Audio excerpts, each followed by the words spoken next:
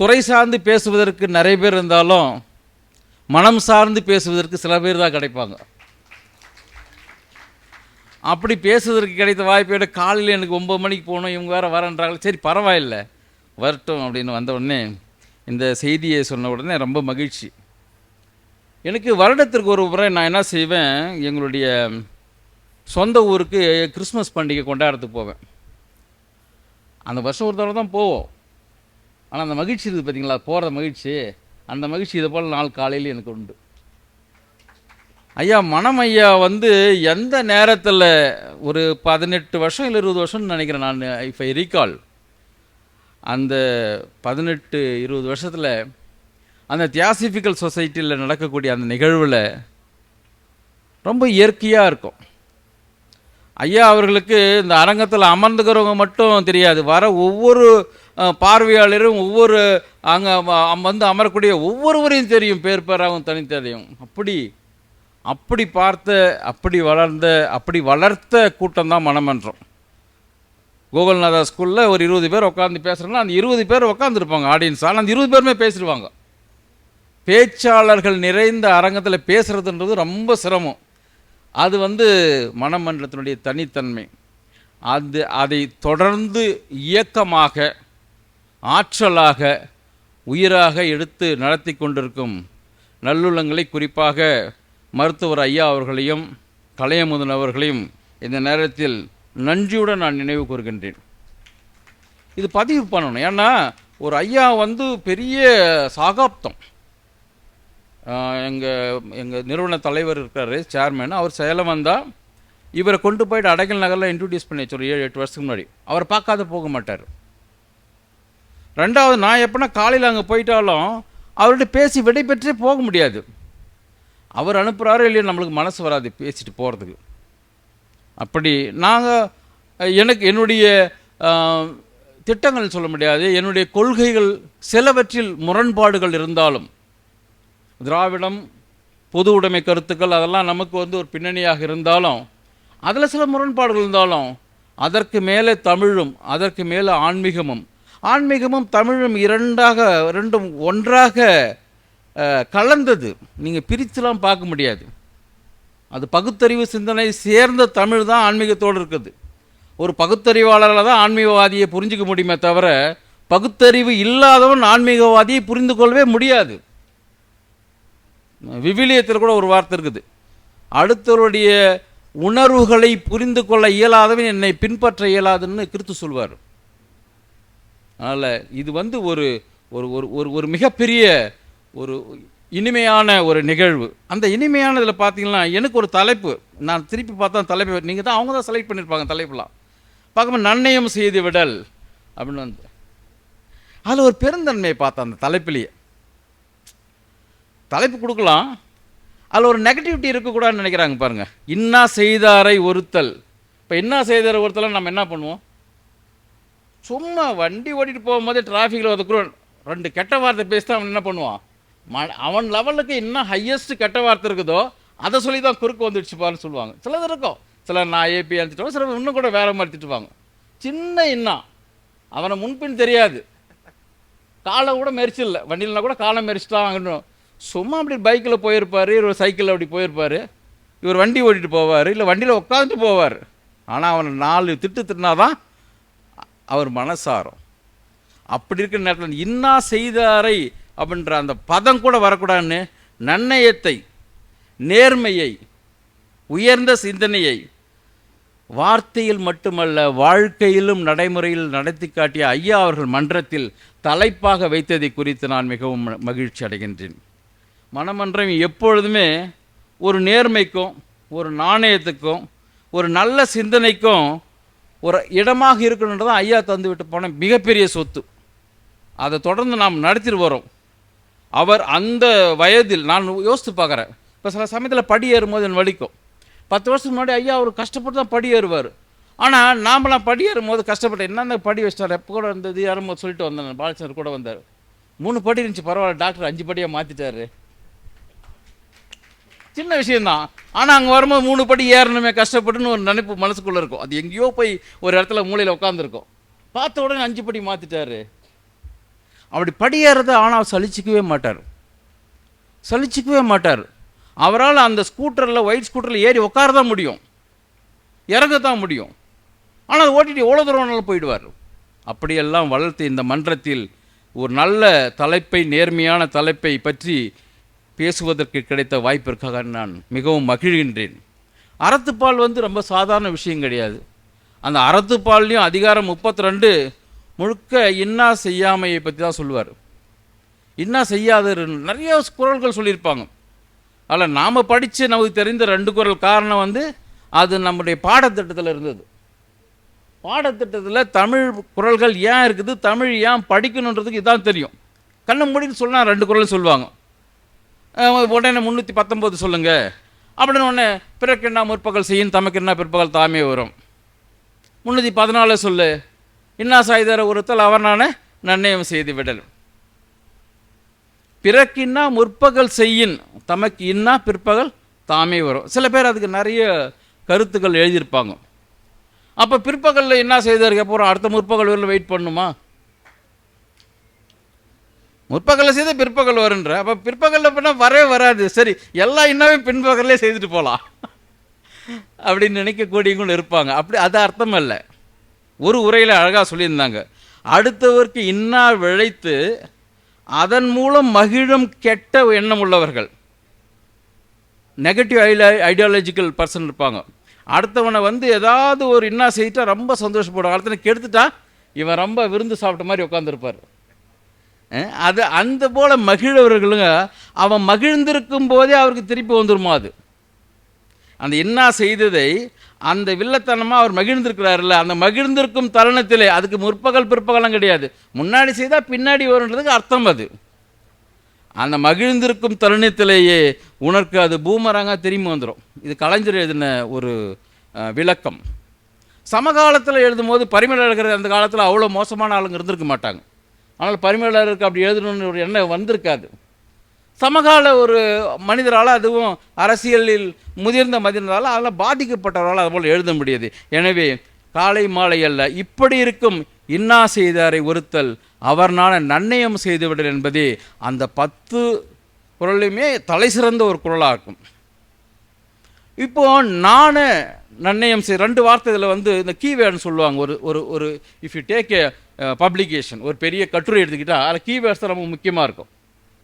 இன்னா, நாணல், நன்னயம் 3 தான்.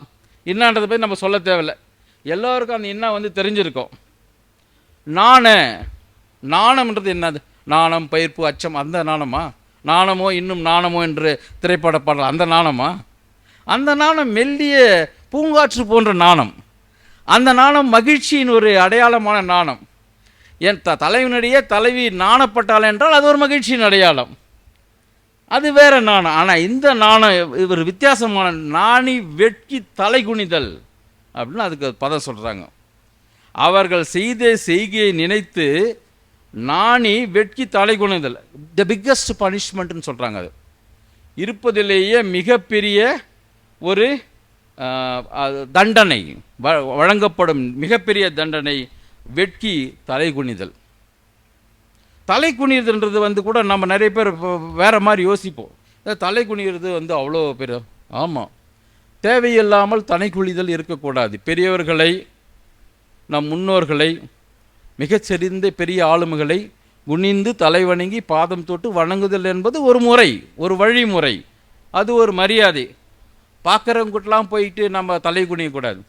வணக்கம் என்று சொன்னால் அந்த முன் விரலை குனிந்து பார்த்தால் போதும், அதுக்கு மேலே இது உடம்பு குனின்லாம் அர்த்தம் கிடையாது. நான் அதுக்கு ஒரு பெரிய விளக்கம், ஒரு உரை வச்சுக்கிறேன். நம்ம சமகால அரசியலில் கடந்த 20 ஆண்டுகளாக தலைவர்களின் தலைவிகளினுடைய ஆசி பெற வேண்டும் இருக்கிற தையிலே விழுந்து கிடக்கும் மனிதர்களாக மாறிவிட்டோம். அதை நம்ம ஜஸ்டிஃபை பண்ணிட்டோம். அதை நம்ம என்ன பண்ணிட்டோம்? ஜஸ்டிஃபை பண்ணுறதுன்னா அதை நியாயப்படுத்திட்டோம். எப்பொழுதுமே ஜப்பானிய முறையில் தலை குனிந்து வணங்குறது வேறு, அவங்க கலாச்சாரம். தமிழோட கலாச்சாரம் தலையை வெகுவாக குனிதல் அல்ல. முன்விரலை பார்த்து அப்படி தலையை அப்படி குனிந்தாலே போதும், அதுக்கு மேலே தொட்டு வணங்குவதற்கு இணையானது. எனவே உடம்பை வளைத்து தலை குனிந்தால் அவர்கள் இவனுக்கு ஏதோ அல்லது இவருக்கு ஏதோ நான் செய்த துரோகம்காக நான் வெட்கி தலை குனிந்து வணங்குகின்றன்னு அர்த்தம். ஒரு 2-3 வாரமாக நான் தொலைக்காட்சிகளை நிறைய இதை பார்க்குறேன். இந்த தேர்தல் கால உரைகளை. அப்போ சில தலைவர்கள் என்ன பண்ணுறாங்க, தலை குனிந்து இடுப்பு வளைந்து மக்களிடம் எஞ்சி ஓட்டு பிச்சை கேட்கிறார்கள். ஏனென்றால் அவர்கள் செய்த துரோகத்திற்காக அவர்கள் அப்படி செய்வதாக நான் மனதில் நினைத்து கொண்டேன். அது நியாயம் கிடையாது, இருக்கலாம். எனக்கு அப்படி ஒரு illusion. Everybody has their own right to think and இதில் அது யாருக்கும் அவங்களுடைய தனிப்பட்ட உரிமை எப்படி வேணால் நினைக்கலாம். ஸோ வெட்கி தலை குனிதல், அதான் தலை குனிதல். அப்படி வெட்கி தலை குனியும் ஒரு செயலை நமக்கு அந்த செயல் கொடுத்து விடும். இது ஏன் இப்படி வெட்கி தலை குனிற மாதிரி நம்மளுக்கு நடக்குது, அப்படி ஏன் நம்ம என்ன செய்துடுறோம் அப்படின்னா நிறைய அதுக்குண்டான காரணங்களையும் சொல்லியிருக்காங்க. நான் இதில் அரங்கத்தில் உட்காரும் போது மருத்துவரையா சொன்னார், நிறைய மாணவ கண்மணிகள் அமர்ந்திருக்கிறாங்கன்னு. ஆமாம், மாணவ கண்மணிகள் அமர்ந்திருக்கிறாங்க. அவங்களுக்கெல்லாம் தேவையானது என்ன, ஒரு 4 வார்த்தைகளை நம்ம பேசினா நல்லாயிருக்கும். இருக்கிறதுலே கடினமானது அதாங்க. 2 விஷயம், அவங்கள என்கிட்ட கொண்டு வர அளவுக்கு அவங்கள இங்கே என்னுடைய பேச்சுக்கிட்ட இழுக்கிறது ரொம்ப சிரமம். 2வது, அது எதை மீறி இருக்கணும், அவங்க கையில் வச்சுக்கிற தொலைபேசியை மீறி இருக்கணும். அது very very very attractive diversion. அப்படியே பார்க்குறது, அப்புறம் அது வச்சுறது, அப்படி பார்க்குறது, அப்படி வச்சுறது. அதில் என்ன டிங்குன்னு ஒரு சவுண்டு வரும், உடனே அதை பார்க்குறது. அதனால் அதையே மீறி நாங்கள் கொண்டு வரணுமா அப்படின்னு 2 கதைகள். ஆனால் சின்ன குழந்தைங்களுக்கு உண்டான கதை ஒன்று. ஜெயகாந்தன் எப்படி எழுதுவார்னா, கொஞ்சம் புனைவுகள் எழுதுவார், நடந்த வரலாறோடு சேர்ந்த புனைவுகளும் எழுதுவார், முழுவதுமான வரலாறு எழுதுவார். அதை 2 சொல்லி இந்த உரையை முடிக்க விரும்புகின்றேன். நரியும் கொக்கும் நடந்த விருந்து. நரி கொக்கு விருந்து கழிக்குது, சின்ன கதை தான் அது. விருந்து கழித்த உடனே 2 பேருக்கு என்ன பண்ணுது, நீட்டு குவளையில் சொம்பில் பாயாசத்தை கொடுக்குது. நிறைய கொக்கால் என்ன பண்ண முடியுது, தட்டில் போட்டு கொடுக்குது அந்த பாயாசத்தை. அப்போ தட்டில் வச்ச உடனே நரியால் நக்கி குடிக்க முடியுது, கொக்கால் என்ன பண்ண முடியல, அந்த கூரிய மூக்கில் கொத்தி குடிக்க முடியல. அமைதியாக உட்காந்து பசியோடு பார்த்து வீட்டுக்கு போயிடுது. அடுத்த டேர்ன் வருது கொக்கு அழைக்குது அது. அப்போ அது நிறைய மனசில் நினச்சிட்டு தான் போகுது, நம்ம அப்படி பண்ணிட்டோம், திருப்பி நம்மளுக்கு என்ன பண்ணுறான், ரிவெஞ்ச் எடுக்க போகிறாங்கன்னு. ஆனால் அங்கே போனால் கொக்கு என்ன பண்ணுது, பெருந்தன்மையோட ஒரு கூஜாவில் அதுக்குண்டான பாயாசத்தை வச்சுக்கிட்டு ஒரு தட்டில் அந்த நரிக்காக பாயாசத்தை கொடுக்குது. நரியும் சாப்பிடுது, கொக்கும் சாப்பிடுது. இது பெருந்தன்மை. அதான் கொக்குனுடைய குணம் எனக்கு இருக்கணும்னு சின்ன பிள்ளைங்க கதை. இதையே ஜெயகாந்தன் சொல்லும்போது ஒரு நிகழ்கால வரலாற்றை ஒட்டி ஒன்று சொல்லியிருக்காரு. அந்த கால துரைகள் எல்லாம் நீங்கள் கேள்விப்பட்டிருப்பீங்க. வெள்ளைக்காரங்க தான் துரைகள்னுவாங்க. வெள்ளை பரங்கியை துறை என்னும் காலம் போச்சு, நம்ம எய்ப்போருக்கு ஏழை செய்யும் காலம் போச்சு அப்படின்னு யார் சொன்னது, மகாகவி சொல்கிறார். அப்படி அந்த துரைன்று சொல்கிறது வார்த்தை என்னது, வெள்ளை பரங்கிகள். அந்த வெள்ளை பரங்கி ஒருத்தர் துரை இருக்கிறாரு. அந்த துரை எப்போவுமே ஹண்டிங்லாம் போவார். ஹண்டிங் போகும்போது பெரிய பெரிய துப்பாக்கிலாம் தூக்கிட்டு போவார். அவர்கிட்ட ஒரு ஆள் வேலை செய்வார், தோமான்னு. அந்த ஆள் பேர் தோமா. அவர் ஒரு காட்டுவாசி. அவருக்கு காடு இயல்பு. அவருக்கு அங்கே இருக்கும் புற்களும் செடிகளும் அங்கே இருக்கும் மரங்களும் அங்கே இருக்கும் மிருகங்களும் அவருக்கு இயல்பானது. ஆனால் இவரை ஒரு மனிதனாகவே அவர் மதிக்க மாட்டார், வீட்டிலும் சரி வெளியிலும் சரி. வீட்டில் அவருக்கு கடைகோடி ஒரு விலங்குக்கு அளிக்கப்படும் மரியாதை கூட அளிக்கப்பட மாட்டாது. அவர் தான் அழைச்சிட்டு போனோம். ஏன்னா அவர் தான் இவங்க போகும்போது என்ன பண்ணுறாங்க, இவங்களுடைய பிளான் கொம்பன் யானையை சுட்டி வீழ்த்த வேண்டும், ரொம்ப அட்டகாசம் பண்ணது கொம்பன் யானை அப்படின்னு நினச்சி போகிறாங்க. போகும்போது வழியில் சிங்கம் புலி போன்ற விலங்குகளில் வருது, அதெல்லாம் சுட்டுறாங்க. அது நார்மல் அவங்களுக்கு கொம்பன் யானையை கம்பேர் பண்ணும்போது. பசி எடுக்குது நடுவில், இவங்க அவ்வளோ கேரி பண்ணிட்டு போக முடியாது. 3 நாள் பயணம் போயிட்டாங்க. சரி வழியில் ஏதாவது சுட்டு சாப்பிட்லான்னு அப்புறம் ஒரு மானை சுடணும்னா, மானை சுட்டால் கொம்பன் யானை பக்கத்தில் இருந்தால் உடனே நம்மளை அட்டாக் பண்ணும், சுட வேணான்னு கூரிய இது மாதிரி மூங்கில் மாதிரி வச்சுருப்பார் தோமாவே சொல்லி என்ன பண்ணுறாரு, அதை குத்தி அதை என்ன பண்ணுறாரு, அந்த மானை அவங்களுக்கு விருந்து சமைக்கிறாரு. அந்த விருந்தில் ஏற்படுத்தப்படக்கூடிய உணவுப் பொருளை கூட தோமாவுக்கு முழுசாக கொடுக்கல. அவர் எல்லாம் துரையே சாப்பிட்டு மீதி தூக்கி போட்டுறாரு. அப்படி ஒரு கொடுங்கோல் துரையாக இருக்கிறாரு அவர். அப்புறம் அந்த யானை இருக்கிற இடத்துல நடந்து போகும்போது திடீர்னு பார்த்தா அப்படியே ஒரு மலை நகர்ந்து போகிற மாதிரி அவங்களுக்கு ஒரு ஃபீல்டு வருது. ஆனால் மலை கிடையாது, அதுதான் கொம்பன் யானை. அதை கொஞ்சம் இடறிடுறாங்க இவங்க, உங்களுடைய பேச்சாலும் செயலாலும் அந்த நெருப்பு அதனால் இடறிடுறாங்க. அது ரொம்ப மிகுந்த கோபத்தோடு இவங்களை தேடுது. ஒரு இடத்துல போய் தேடி அது நின்று பார்த்துட்டு இருக்குது, அங்கே நின்று பார்த்துட்டு இருக்குது. அப்போது இவங்க தப்பிக்க வழி கிடையாது. அப்போ அந்த துரை என்ன பண்ணுறா, தன்னுடைய உயிரை காப்பாற்றிக்கிறதுக்காக, இந்த தோமா ஓடு, நீ முன்னாடி ஓடு வேகமா, உன்னை தொருத்த நான் பின்னாடி இருந்து சுட்டுறாத. நான் அது தொருத்துற வேகத்தில் சுட முடியாது கூட போயிடலாம், துரை தப்பிச்சிருவார் எப்படி இருந்தாலும், ஏன்னா யோனையும் போயிடுச்சு அவர். ஆனால் அவர்களுடைய சாவு 50-50 தான் பாசிபிலிட்டி. போக தயங்குறாரு. அந்த துப்பாக்கி திருட்டி, நீ போகலன்னா நான் இப்போ உன்னை சுட்டுருவேன் அப்படின்றாரு. உயிருக்கு பயந்த தோமா ஓட ஆரம்பிக்கிறாரு. துரையும் ஒரு பெரிய ஒரு மலை மாதிரி ஒரு இடத்துல நின்று ஏறி துப்பாக்கியை அவரை பார்த்து குறி வைக்கிறாரு. அந்த சமயத்தில் ஒரு ஓட இந்த யானை மூவாக இவர் குறிப்பாக்க அப்படியே இருக்கும்போது திடீர்னு ஒரு பலத்த சத்தம், ஐயோ என்று பெரிய சத்தத்தோடு அந்த துரை விழறாரு. அதை திரும்பி பார்க்குறாரு தோமா. உடனே அந்த யானையை நின்று இந்த சத்தத்தை ஏற்படுத்தப்பட்ட திரும்பி பார்த்து தன்னுடைய திசையை திருப்புது இந்த பக்கமாக. அப்போ அந்த தோமா நினச்சிருந்தா ஓடிட்டுருக்கலாம். அது அவர் நிற்கணுன்ற அவசியம் கிடையாது. ஏன்னா மாட்டிக்கிட்டாரு, நம்மளை மாட்ட பார்த்தாரு, அவர் மாட்டிக்கிட்டார். போ நீ பாரு, நீ ஏன் நான் கடவுளே பார்த்து என்ன பண்ணிட்டார் உனக்கு, நம்ம கூட சொல்லுவோம். என்னை பார்க்க நினச்சான், கடைசியில் கடவுளே அவனுக்கு என்ன பண்ண, கடவுள் அது போல் வேலை செய்ய மாட்டார். ஆனால் நம்ம சொல்கிறது மனசுக்கு இல்லை, கடவுள் அவனுக்கு வச்சா இருப்பார் அப்படின்னு. இவன் எஸ்கேப் ஆகாமல் என்ன பண்ணுறான், திரும்பி பார்க்குறான், அந்த யானை திரும்புது. தோமா ஓடி வராரு. ஓடி வந்து கீழே பார்த்தா அவர் ஒரு சின்ன மலை இடுக்கில் விழுந்து கிடக்கிறாரு அந்த துரை. யானைக்கு அது தெரியல, அது அந்த பக்கமாக நகர்ந்து பார்க்குது. போய் பார்த்தா அந்த இவருடைய காலில் பாம்பு கொத்தி இருக்குது.